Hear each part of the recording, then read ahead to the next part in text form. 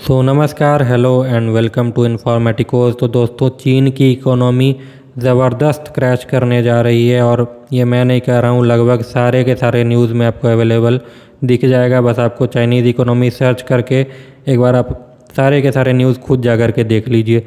बाकी मैं स्क्रीन पर यहाँ पे ज़रूर लगा दूँगा।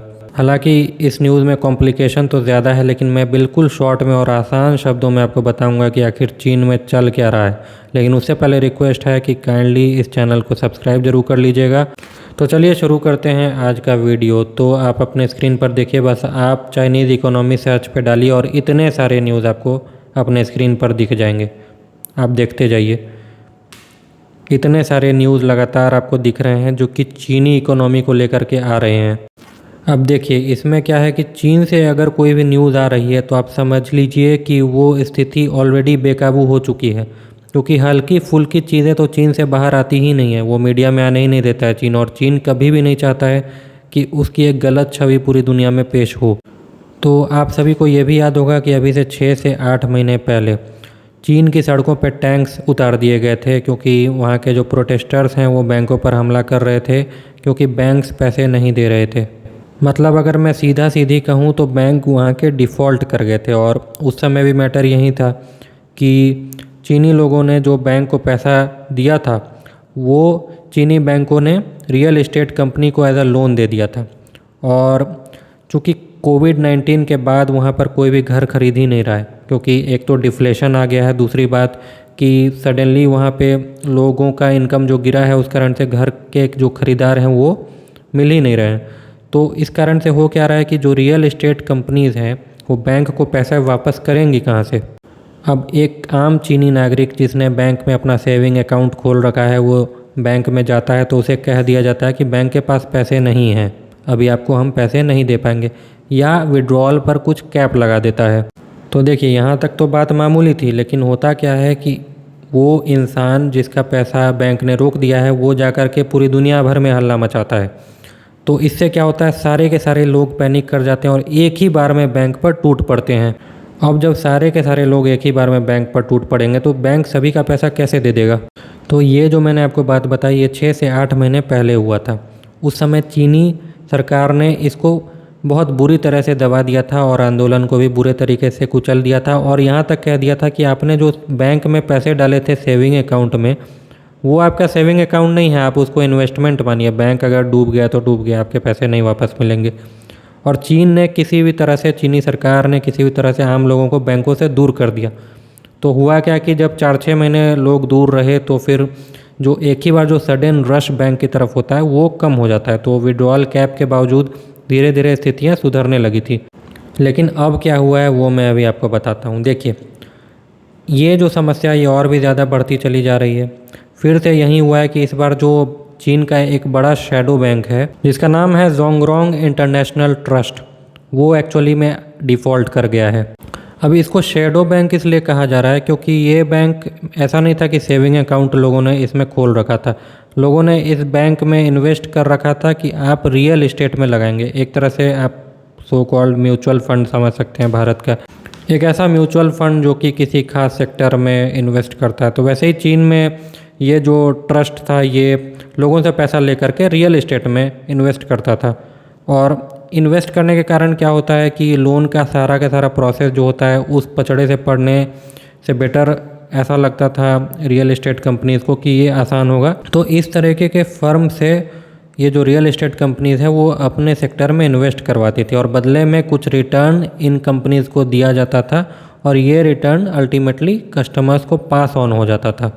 तो अब हुआ कुछ ऐसा है कि रिटर्न तो आप भूल जाइए, आपका प्राइमरी अमाउंट भी चला गया। वो सहारा वाला केस याद है ना भारत का, कुछ उसी टाइप का मान लीजिए, लेकिन काफ़ी बड़े पैमाने पर। लोग बता रहे हैं कि 135 बिलियन डॉलर के लगभग इस फर्म में इन्वेस्टेड था। आप समझ लीजिए कितनी बड़ी अमाउंट है ये।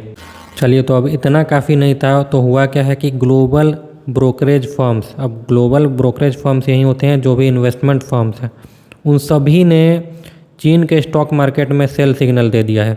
मतलब कह दिया है कि चीन से जो भी पैसा बन गया भाई बेचो और निकलो। भले ही आप प्रॉफिट में हैं, लॉस में है, जो भी आपके पास जो भी पैसा बचा हुआ है आप बेचिए और निकलिए चीन के मार्केट से, क्योंकि चीन का स्टॉक मार्केट क्रैश होने वाला है। और इसका यही रिज़ल्ट हुआ कि चीन का स्टॉक मार्केट पिछले कुछ दिनों में काफ़ी मेजर क्रैश हुआ है। लेकिन इसके साथ मैं आपको बता दूं कि चीन का जो स्टॉक मार्केट क्रैश हो रहा है और वहाँ से जो इन्वेस्टर्स हैं वो निकल रहे हैं, इसका भारी फ़ायदा भारत को होने जा रहा है। यह चीज़ मैं कंफर्म बता रहा हूँ, क्योंकि जो भी इन्वेस्टर वहाँ से जो भी अपना बोरिया बिस्तर अमाउंट जो भी बांध करके वापस निकलेंगे, तो वो लोग वो पैसे घर में नहीं रखते हैं, वो फिर से कहीं ना कहीं उसको लगाएंगे। और आज के डेट में आप अगर मेरी पूरी वीडियो फॉलो करते हैं तो मैं आपको बता दूँ कि सारे के सारे ब्रोकरेज फर्म भारतीय अर्थव्यवस्था पर पूरी तरह से बुलिश हैं और भारतीय अर्थव्यवस्था में ही वो पैसा अल्टीमेटली आएगा, क्योंकि कोई भी चाहता है कि जो भी उनका पैसा है वो ज़्यादा से ज़्यादा ग्रो करे। और भारतीय अर्थव्यवस्था से बेटर और ऑप्शन आज की डेट में दुनिया में कोई नहीं है, इस बात की गारंटी है। और मैं ये चीज़ आपको दावे के साथ इसलिए कह रहा हूँ क्योंकि मैं खुद एक इन्वेस्टर भी हूँ, तो मुझे इन चीज़ों का कुछ आइडिया रहता है। देखिए, बहुत ज़्यादा टेक्निकल में मैं नहीं घुसता हूँ, लेकिन ओवरऑल एक जो ग्रॉस मूवमेंट मार्केट का बन रहा है उससे मुझे यही लग रहा है कि अल्टीमेटली फ़ायदा भारत को होगा। और जब भारत की अर्थव्यवस्था में पैसे आएंगे तो भारत का जो विदेशी मुद्रा भंडार है वो कई गुना अधिक बढ़ेगा, और उम्मीद करते हैं कि भारतीय अर्थव्यवस्था काफ़ी तेज़ी से बढ़ेगी। बहरहाल थोड़ा सा शॉर्ट में बता दूं कि चीन की ये दुर्दशा आखिर हो क्यों रही है, तो इसका सबसे बड़ा कारण सिर्फ और सिर्फ शी जिनपिंग है, इसके अलावा और कोई नहीं है। देखिए, इन्होंने क्या किया, ज़ीरो कोविड पॉलिसी लगा दी, जो पूरी दुनिया में कहीं भी इतनी स्ट्रॉन्ग कोविड पॉलिसी नहीं थी, पहला। दूसरा ये कि जो भी तानाशाह मिजाज के जो भी शासक होते हैं उन लोगों को कैपिटलिज्म बिल्कुल भी पसंद नहीं आता है। वो लोग सोशलिज़म की बात हमेशा करेंगे ताकि सारा जो भी पावर है वो गवर्नमेंट के कंट्रोल में रहे। अब जिन लोगों को सोशलिज़म वर्सेस कैपिटलिज्म नहीं समझ में आता है उनको 1 मिनट में मैं बता देता हूँ कि सोशलिज़म मतलब क्या है। देखिए, सोशलिज़म में क्या होता है कि सारा जो फैक्ट्री का जो भी पावर है, यानी कितना आउटपुट होगा, कितना ये होगा, ये सारे डिसीजन सरकार लेती है।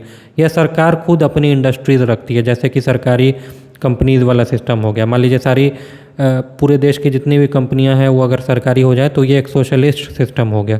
तो आइडियली ये जो सिस्टम है ये सुनने में काफ़ी अच्छा लगता है, ऐसा लगेगा अरे सब कोई बराबर हो जाएंगे। लेकिन आइडियली सब कोई बराबर होते हैं, लेकिन सबके हाथ में कटोरा आ जाता है, इस तरीके से बराबर आते हैं, कोई अमीर बचता ही नहीं है।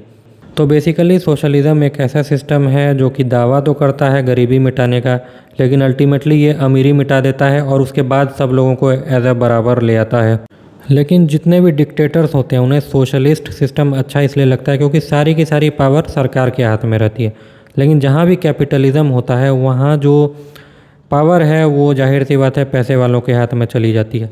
तो एक मध्य मार्ग जैसे भारत लेकर के चलता है वो ठीक है, लेकिन अमेरिका में जैसे आप देख लीजिए प्योर कैपिटलिज्म है, वहाँ प्रेसिडेंट हो उससे मतलब नहीं है, पावर सारा का सारा वहाँ के पैसे वालों के हाथ में होता है, जो कि सामने नहीं आते हैं।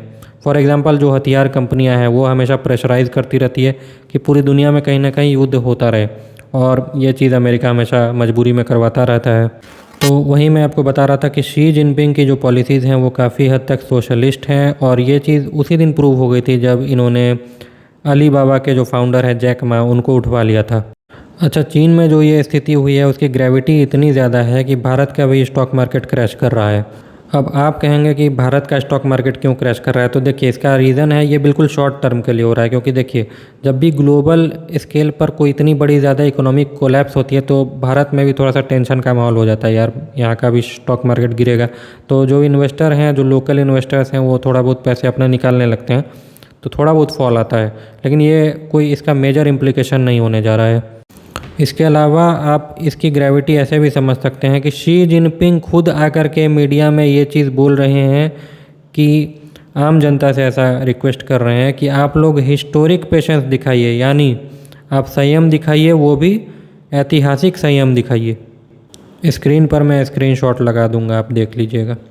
अब आपसे रिक्वेस्ट है कि कमेंट में अपनी राय भी ज़रूर बताइएगा, और अगर इस वीडियो को आप यहाँ तक देख रहे हैं तो उसके लिए बहुत बहुत धन्यवाद। इस चैनल को सब्सक्राइब भी ज़रूर कर लीजिएगा अगर ये वीडियो अच्छा लगे तो। मिलते हैं अगली वीडियो में, तब तक के लिए जय हिंद।